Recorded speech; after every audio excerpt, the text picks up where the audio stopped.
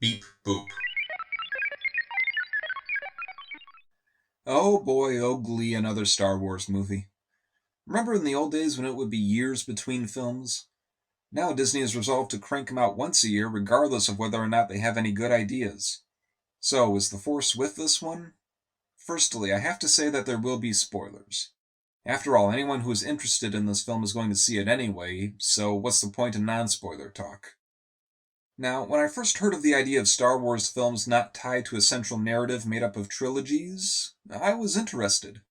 After all, there have been literally hundreds of spin off novels and video games and comic books concerned with all manners of happenings in the galaxy far, far away. Why not have a live action movie about them? There's plenty of material and a whole wide galaxy full of conflict waiting to be explored. Never before seen planets, never before seen spaceships, never before seen aliens. And then what does Rogue One give us? More X-Wings and TIE Fighters, another Mon Calamari Admiral, yet another desert planet, and the Death Star. Again. No, wasn't enough to have a Death Star in two of the original films, wasn't even enough to have a planet-destroying superweapon in Episode 7. Does the Empire ever do anything besides construct giant doomsday weapons? Yet, for all of its repetition, Rogue One really doesn't feel like a Star Wars film in some ways. This is emphasized when one character is about to say the iconic, "I have a bad feeling about this," but is then silenced by the lead before he can finish. There is no opening crawl, a first for a theatrical Star Wars film. It's not cut like the other films, and it lacks the traditional wipes. And there are subtitles for the locales whenever the scene moves to a new planet or moon.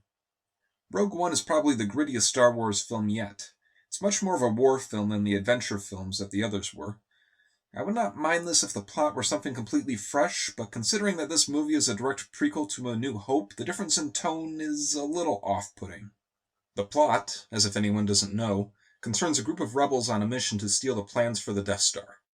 The lead character is Jyn Erso, who looks like Katniss Everdeen in space and has about as little personality.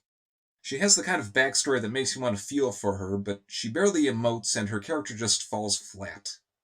The other lead is Cassian Andor, a rebel captain with 70s hair.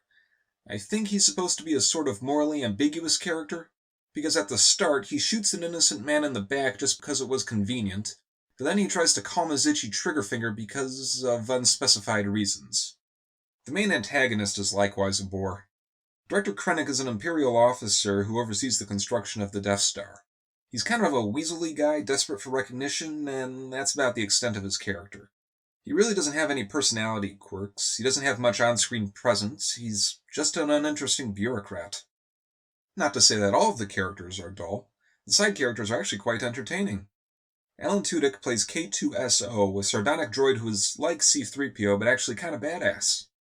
He wails on stormtroopers with his bare hands and mouths off quippy one-liners.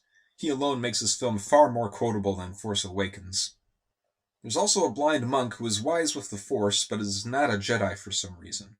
His faith and witticisms provide a lot of heart for an otherwise dry film, and there's some entertaining fight choreography with his staff. Oh, and then there's the most popular Star Wars character, the one, the only, the Darth Vader. He doesn't get much screen time in this film, but he uses what little he has to look intimidating and kick ass. He stalks towards a group of red shirt rebels like he's the Terminator and savagely kills them one by one.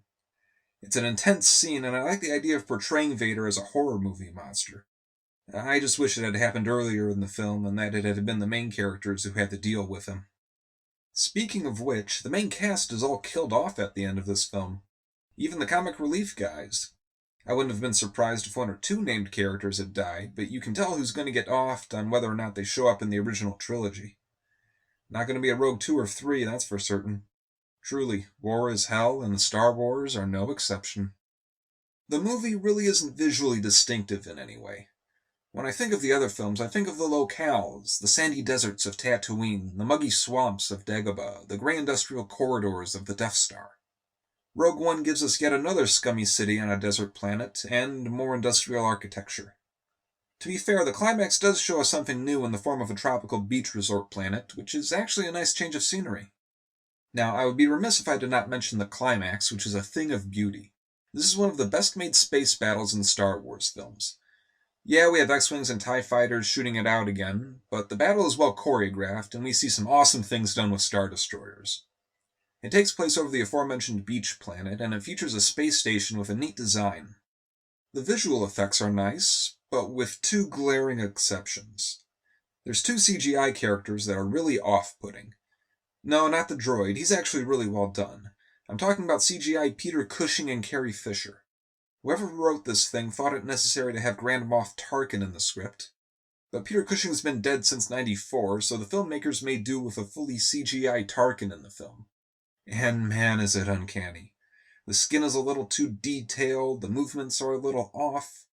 I feel that if CGI Tarkin were in the same film with other CGI characters, I wouldn't mind it. Like a video game cutscene. But here we see him in the same shot with live-action characters, and that just makes the contrast too obvious.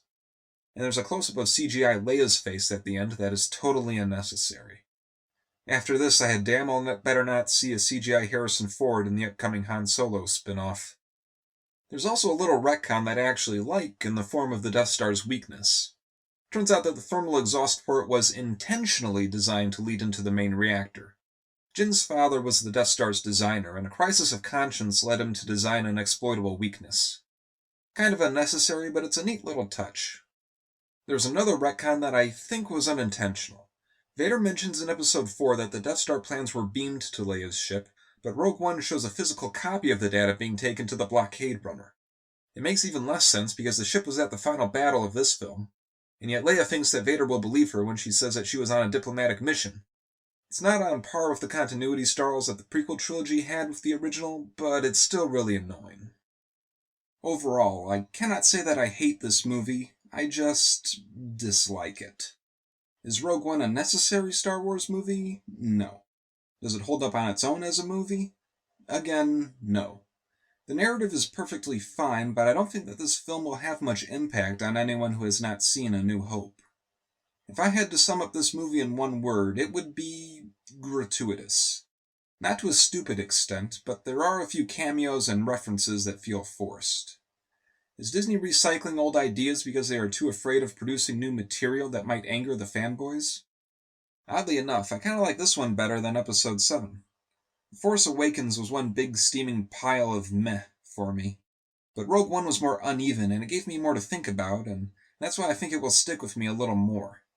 I'm curious to know what the opinion of this film will be in a few years. Can't say I'm thrilled about future films, though.